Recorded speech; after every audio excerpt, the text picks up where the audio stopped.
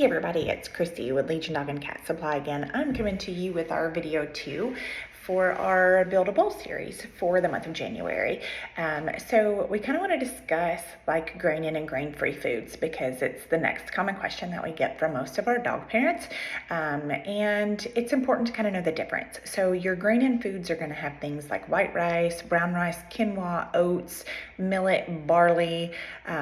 Corn is considered a grain when it comes to animal feeds. And then your grain-free foods are going to contain like peas, beans, lentils, chickpeas, potatoes, sweet potatoes, and things like that. So those are going to be in place of like traditional grains. And what it's important to know is that those beans, peas, potatoes, grains, corns, wheats, things like that, those are all like carbohydrates for dogs. They do have a place. They provide energy for dogs. There's fiber, vitamins, trace minerals, and there's some proteins and things that are in both of them. So it's important to note that not all grains are considered equal either. So like you can have white rice. White rice is readily available. It's a good cheap option, but then you can also have quinoa, which is a little bit more expensive, but it does have more nutritional value. It helps control blood sugar as a carb, has more protein and more vitamins and minerals than white rice does. So not all of those are considered equal, which is why a lot of times you'll see an ancient grain on a dog food instead of like just rice or something like that. So that's generally the price goes up a little bit. So that's the difference because they're not all the same. So what is next to know is grain-free diets with those bean, peas, lentils, also have a place. Like, why would you not just always give grain in? And a lot of people feel like grains don't have a place for dogs or cats, but grain-free options are great for those dogs that have allergies and intolerance to different grains, and it is very, very common. It's becoming more increasingly common in our store. Different dogs can't have oats, or they can't have wheat or gluten or lentils. So what works for one dog may not work for the other dog, even in the same household. What's also important to know is keep an eye on the protein percentage and the amount of grains and peas, beans, legumes, and things that are in your dog or cat's food.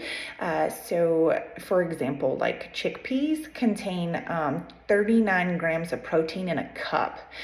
Sweet potatoes are 2 grams, so not like a ton. Oats can have up to 26 grams of protein in a cup, depending on what kind of oat it is. So quinoa, 8 grams in a cup, and lentils like 18 grams. So when we are talking about that primary protein being a named meat and having like animal-based protein be where that protein's coming from, it's just important to check and look for those ingredients splitting from amongst all of those grains and beans and peas and legumes, because it is super important to know that it's coming from animal meat. So cats are a little different. So cats are obligate carnivores. Dogs are omnivores, and they do a lot better with like different like carbs and grains and things in their food. But cats really need animal tissue to survive. Dogs make their own taurine. Cats cannot. They have to get it from the animal tissues that they eat. So people ask, do grains belong in a cat's food? And grain isn't toxic to cats. They can have it, but in minimal. So you're going to want to make sure that your cat food is AAFCO compliant, that it meets those requirements and those formulas that are compliant with AAFCO. And it's important to know that cats don't necessarily require those carbs for energy. They can get all of that they need from their protein sources. So high grain or plant-based proteins like beans and peas can lead to low moisture intake for cats. They can dilute their essential amino acids like taurine and can lead to obesity and diabetes in cats. So it's important to keep those limited and making sure that those for sure are coming from those animal-based proteins. So let's kind of talk about the big elephant, which is grain in and grain-free diets and DCM and FDA and, you know, all different kinds of things. So several years back, the FDA had put out a statement from reports and increased reports of DCM in dogs. So DCM is diabetic cardiomyopathy, which is enlarged heart with dogs, which can lead to a lot of different cardiac issues and murmurs and things like that. So initially, those studies came out that this was from grain-free, and the FDA was doing some investigation. The FDA came back and reported that there was not supporting evidence that it was grain-free foods that was causing the increased rate in DCM in dogs that weren't predisposed. So there's a lot of breeds, some of your like Dobermans and Irish Wolfhounds and like Great Danes that are just predisposed to it. But these were different dogs like Golden Retrievers and things that weren't normally having DCM or getting that. But it's important to know that the FDA also discovered that grain-in dogs that were being fed grain-in diets were also having DCM in those breeds not predisposed. So it's led to multiple studies. There was a big one that came out in 2025 from Kansas State University and multiple vets that did research also showing that there was no scientific evidence that it was leading to DCM in dogs. They do think there's a link with taurines and some other amino acids. So what I like to tell people is, do your own research and discover like what you feel is appropriate for you and your dog, and just know that's where that is. Do your own research. And everybody, what works for one dog doesn't work for another dog. So basically, when it comes down to grain-in and grain-free, again, like AFCO governs those grain-free and grain-in foods, making sure you're looking for that stamp and they've done those testings.